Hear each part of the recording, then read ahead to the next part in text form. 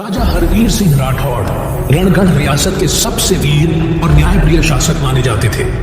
ऊंचा कद, चौड़ा सीना, तीखी आंखें और रौबीली मूंछें, उनके दरबार में कोई भी उनकी नजर से नजर मिलाने की हिम्मत नहीं करता। एक दिन दरबार में एक अजीब सी चिट्ठी पहुंची। पुराने कागज पर खून से लिखा हुआ, चंद्रकुंज हवेली तुम्हारी नहीं है, यह अब उसकी है जिसने आत्मा छोड़ दी, पर हवेली नहीं। अगर तुमने कदम रखा तो रियासत को रुलाना पड़ेगा। सब सन्न हो गए। दीवान ने कांपती आवाज में कहा, महाराज, यह हवेली तो वर्षों से वीरान है। लोग कहते हैं वहां आत्मा भटकती है। रानी पद्मेश्वरी की। हरवीर सिंह ने चिट्ठी को पढ़ा और जोर से ठहाका लगाया। कायरों की बातें हैं ये।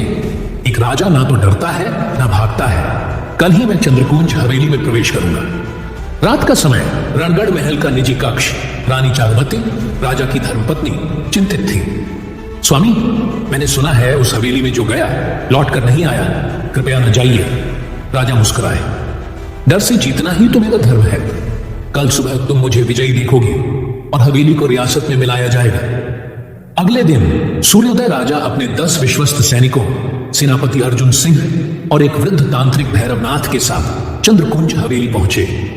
हवेली बाहर से ही भयावह लग रही थी। दीवारों पर काई जमी थी, खिड़कियां टूटी हुई थीं और जंग लगे दरवाजे में से सड्डन की गंध आ रही थी।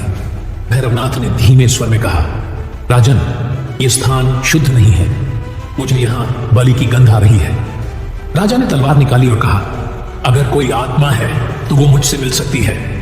मैं हरवीर सिंह राठौड़ हूं। जैसे ही दरवाजा खोला गया, तेज हवाओं का झोंका अंदर से बाहर निकला और पूरे काफिले में सन्नाटा छा गया। एक सैनिक ने धीमे से कहा, महाराज, दीवार पर देखिए, खून से लिखा है, वापस जाओ।